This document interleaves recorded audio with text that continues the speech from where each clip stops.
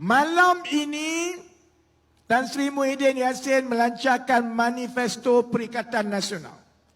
Saya nak sentuh Perikatan Nasional lagi panjang malam ini sebab ini kerusi Saifuddin Dallah. Ini kerusi PN yang khianat kita. Jadi sebab itu kita kena pastikan bukan saja kita menang di Indra Mahkota, kita nak pastikan Perikatan Nasional nombor 3 di Indra Mahkota. Boleh? Kasih can dekat MCA lah. Bagi dia dapat nombor 2 supaya Saifuddin Abdullah. Saya tengok calon MCA kat sini muda kan. Pastikan calon yang muda tu dapat lebih banyak undi daripada Saifuddin Abdullah yang menteri tu. Baik. Malam ini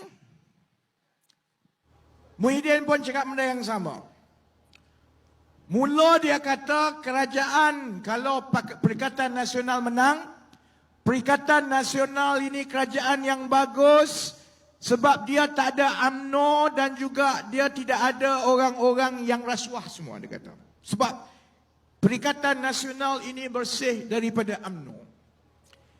Dia ingat kita bodoh. Yang dia daripada UMNO tu belakang kira lah, yang tu dia. Kita tahu dia daripada belakang UMNO. Tapi dalam pilihan raya kali ini, Perikatan Nasional ada Bersatu, ada Gerakan, ada PAS. Dia beritahu seluruh rakyat Malaysia yang kononnya Bersatu ini tidak akan dekat dengan UMNO sebab UMNO ini teruk. Dia buat-buat tak faham. Dekat Sabah, parti PAS yang di dalam Perikatan Nasional menyokong parti UMNO dekat Sabah. Menyokong Bersatu dengan UMNO, PAS yang sokong dekat Sabah. Jadi dekat Semenanjung, dekat orang, dia kata dia tak ada kena-mengena dengan UMNO. Dekat Sabah, PAS bersama-sama dengan UMNO. Jadi sebab itu orang kata, BN ini 2 kali 5, 5 kali 2 dengan PN, saudara-saudara. Sebab itu saya tak bimbang langsung, insya-Allah rakyat kita boleh tahu. Kalau UMNO Barisan Nasional kata mereka nak bagi kerajaan yang stabil, kerajaan itu jadi tak stabil sebab UMNO dulu yang mengkhianat mandat kita. Kalau Bersatu kata dia nak bagi kerajaan yang stabil, kita pun tahu bahawa kata-kata ini yang paling banyak datang daripada Bersatu dan PAS. Semua dia makan. Kalau dia boleh makan dengan UMNO, dia makan dengan UMNO. Kalau dia boleh makan dengan Bersatu, dia boleh makan dengan Bersatu. Sebab itu, malam ini, lepas saya dah pukul-pukul dia orang ni, saya nak tumpu tentang masalah sebenar negara kita. Sebab itu mari kita tengok satu persatu yang saya sempat baca tadi, yang Muhyiddin janji macam-macam sebab dia menunjukkan bagaimana yang UMNO tu kita tahulah dia tak ada idea nak memerintah, tapi kita juga tahu kalau Perikatan Nasional dapat undi, kalaulah Bersatu dengan PAS ini jadi kerajaan balik, saudara-saudari, mereka tidak ada apa-apa perancangan dan idea pun untuk menyelesaikan masalah yang makin teruk. Baik, pertama, Muhyiddin kata apa tadi? Mesyuarat Kabinet yang pertama Perikatan Nasional ialah untuk kita membincangkan kos sara hidup. Engkau gila, kos sara hidup ni dah lama dah jadi masalah Malaysia. Janji untuk bincang kos sara hidup ni rakyat tak nak dengar. Rakyat nak tahu masa kamu jadi Perdana Menteri dulu, kenapa kamu tak selesai masalah kos sara hidup? Sekarang nak masuk pilihan raya, baru nak janji, kalau saya jadi Perdana Menteri balik, saya akan bincang. Habis yang kamu jadi Perdana Menteri 18 bulan, apa yang kerajaan Muhyiddin, menteri-menteri PAS Bersatu, campur dengan UMNO buat. Sebab itu sampai sekarang, saudara-saudari, kita masih lagi tidak berjaya selesaikan kita bahagia barang, kita gaji dan macam-macam. Yang kedua, dia bincang apa? Dia janji sebab dia nak pikat anak muda. Dia kata, kalau Perikatan Nasional menang pilihan raya, dia akan bagi pelepasan 25% hutang PTPTN untuk yang dapat ijazah kelas kedua yang bawah-bawah ni. Potong lagi. Mungkin yang anak-anak muda yang rasa hebatlah. Oh, ini satu tawaran yang baik. Saya nak beritahu cerita sebenar. Kenapa kita bermasalah lepas Pakatan Harapan ambil alih kerajaan 2018 mengenai PTPTN? Sebab bila Pakatan Harapan menang, yang dapat jaga PTPTN tu siapa? Bersatulah. CEO, pengurusi PTPTN ini anak emas Muhyiddin Yassin. Nama dia Wan Saiful Wan Jan. 4 tahun dia jaga PTPTN. Kenapa masa dia jaga PTPTN 4 tahun, dia tak ada idea ini, dia tak boleh selesaikan masalah PTPTN?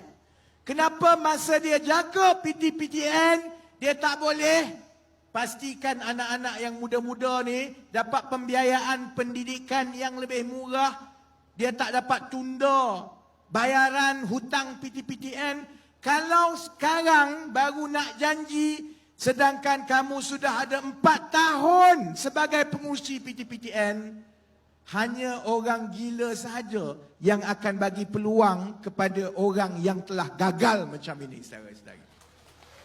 Jadi saya jawab terus kepada rakyat Malaysia yang muda-muda, korang boleh dengar, tapi kalau nak tahu kenapa PTPTN gagal, tanya orang Bersatu. Sebab selama ini daripada 2018 sampai sekarang, yang menguruskan PTPTN bukan PKR, bukan DAP, bukan Amanah.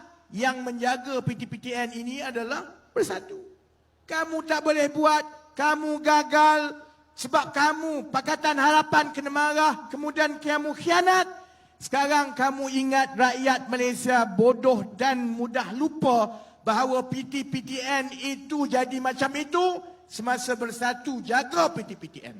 Jadi kalau nak rosak lagi PTPTN, bagilah dekat Bersatu sekali lagi. Baik. Apa lagi dia janji? Dia janji kononnya, kalau dia menang, dia nak bagi pinjaman perumahan tanpa interest kepada yang muda-muda. Pada masa yang sama, dia juga bising, Muhyiddin tadi, dia juga bising yang dia nak bagi moratorium interest sekali lagi tapi tak dapat. Sekarang pun kamu tak dapat paksa ataupun buat undang-undang supaya bank bagi pelepasan kadar faedah. Macam mana kamu kata lepas ini kamu boleh buat, sedangkan Menteri Kewangan itu adalah lantikan Muhyiddin sendiri. Yang lantik Tengku Zafrul bukan Ismail Sabri. Yang lantik Tengku Zafrul adalah Muhyiddin sendiri. Masa kamu ada kawalan dengan Menteri Kewangan, kamu tak boleh buat. Lepas ini, kalaupun dia boleh jadi kerajaan, saya tak nampak macam mana dia boleh memaksa bank-bank di negara ini untuk melepaskan dan melupuskan interest dengan janji dia untuk bagi pinjaman tanpa faedah kepada anak muda untuk beli rumah. Itu pun kalau dia boleh buat, kalau dia boleh paksa bank, pun ada masalah. Sebab masalah utama dekat negara ini bukan soal pinjaman semata-mata. Bila kita bercakap tentang soal perumahan, masalah utamanya ialah kerana tidak cukup rumah yang mampu milik. Kalau orang boleh ambil loan pun, nak cari rumah yang di dalam lingkungan kemampuan kita, susah. Sebab soal perumahan diserahkan kepada sektor swasta semata-mata. Kerajaan tidak mahu memperuntukkan sebahagian besar peruntukan kewangan untuk buat sesuatu macam Singapura dah buat. Singapura dulu, masa dia nak buat perumahan rakyat, dia tak suruh swasta buat. Dia buat HDB, Housing Development Board, lembaga perumahan rakyat yang mana tugas membina rumah-rumah rakyat ini diambil alih sepenuhnya oleh kerajaan. Di